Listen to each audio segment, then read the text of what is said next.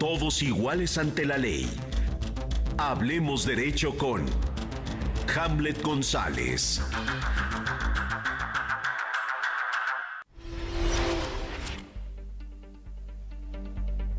Hablando Derecho y mi querido Hamlet González, como siempre, con información interesante. ¿Cómo estás, Hamlet? Buenos días, te saludo.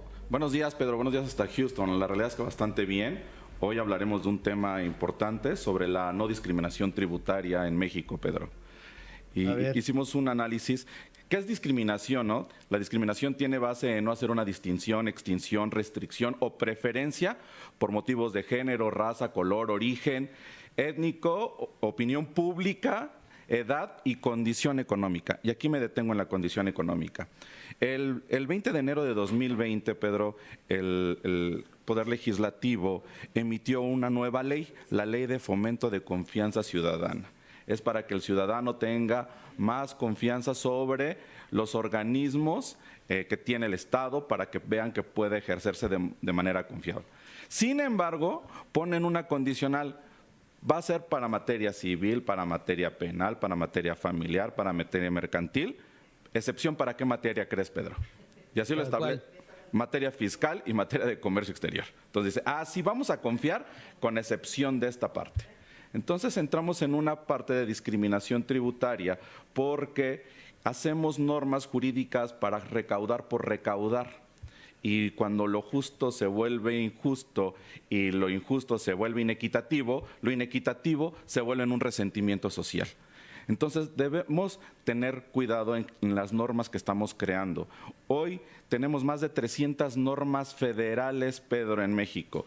La realidad es que yo, si me sé, creo que nada más gran parte de mi compilación fiscal es mucho, pero si te pones a hacer un estudio minucioso de toda nuestra legislación, es tan ardua que esto también le da hoyos a nuestra impartición de justicia para que se llene de impunidad y de corrupción. Entonces, lo que tendríamos que hacer, y en materia fiscal especialmente, Pedro, quitar los términos de presunción, los términos de acusamiento, de acusaciones sin fundamentos, para buscar una forma más eficiente de recaudar.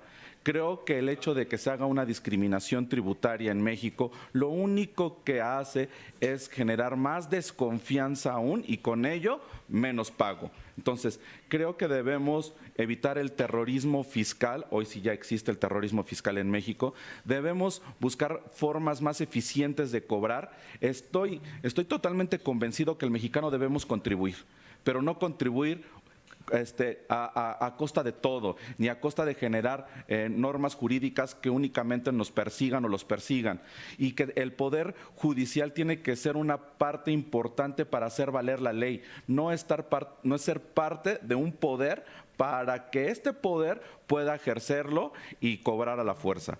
Creo que tenemos que buscar normas jurídicas mucho más equitativas, porque desde el momento que empezamos a hacer una discriminación tributaria, estamos rompiendo ciertos bienes jurídicos que están tutelados dentro de nuestra Constitución. Y dentro de uno de ellos es nuestra libertad de economía, de cómo vamos a gastarlo. Nada más hay que gastarlo eficientemente, Pedro.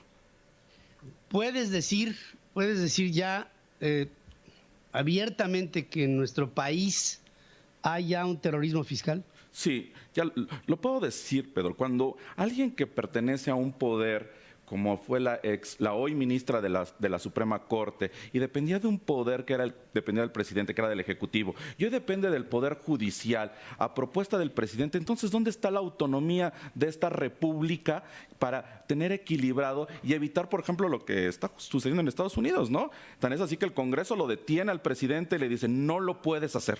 O sea, no lo puedes hacer porque Estados Unidos no nada más representa a Donald Trump. Aquí es igual, Pedro. Esos son unas democracias modernas y lo que nos está haciendo falta a nosotros es eso, que nuestro poder legislativo y nuestro poder judicial se vuelvan un equilibrio para que realmente el Estado empiece a funcionar de manera más eficiente y que el contribuyente no se sienta perseguido y que no se sienta coartado y que digan, esta norma, yo cuando la leí dije, la ley de fomento de confianza ciudadana, y lo ponen, lo dispuesto en esta ley no será aplicado en tratados en materia fiscal, ¿no? Entonces dices, y de comercio exterior. Entonces es cuando dices, generas leyes vienes y aplicas una conducta de discriminación, creo que tenemos que utilizar nuevas formas de legislar con un análisis profundo económico, con un análisis profundo social y un análisis profundo jurídico, porque estamos legislando por legislar únicamente para tapar nuestros huecos, pero esto no lo va a eficientar, Pedro. Y el terrorismo, pues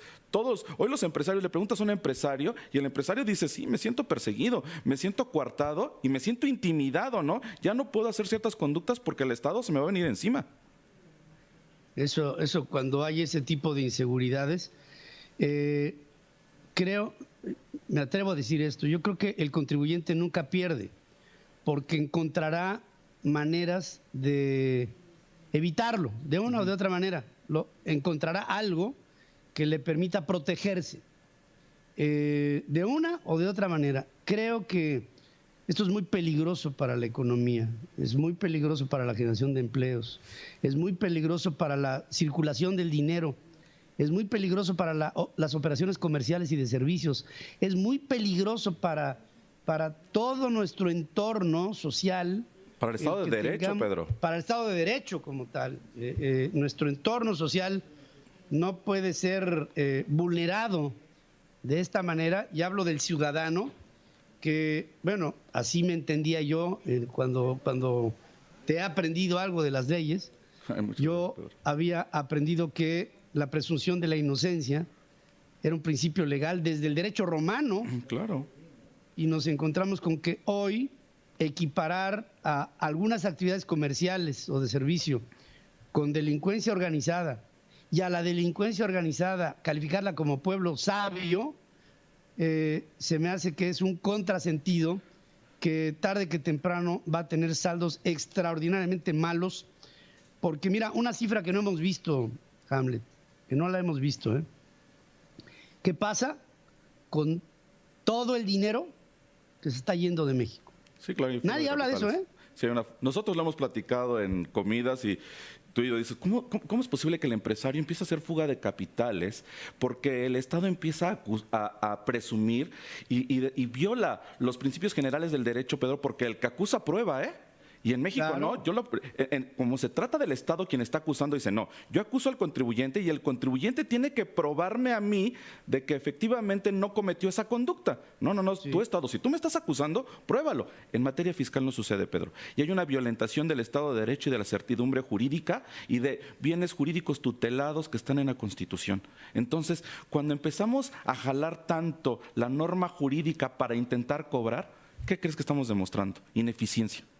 Eso, y ¿sabes qué? Que se jala tanto la cuerda que se va a romper. Y lo que vamos a generar es un conato de podemos llegar al resentimiento social y el resentimiento en violencia.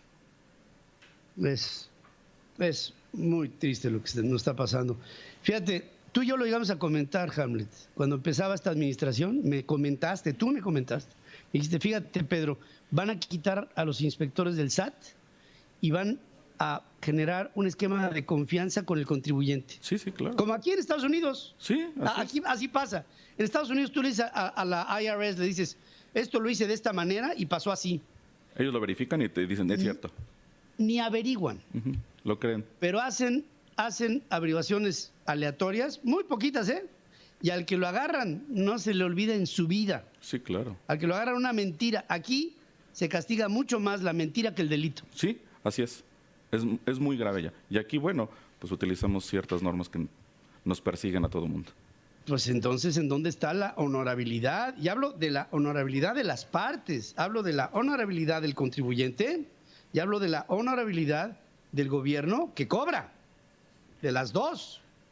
Si no hay ese establecimiento básico de una república, entonces no estamos haciendo una república. Esto no es una república. Esto no es una república. Estoy coincidiendo. Bueno, se rompe el pacto republicano. Es una manera brutal lo que estamos viendo y espero que, bueno, esto va a llevar a un mayor deterioro y lo estaremos consignando aquí en el programa. Gracias, Hamlet, como siempre. Gracias, Pedro. Saludos hasta Houston. Gracias. Gracias a nuestro auditorio. Gracias.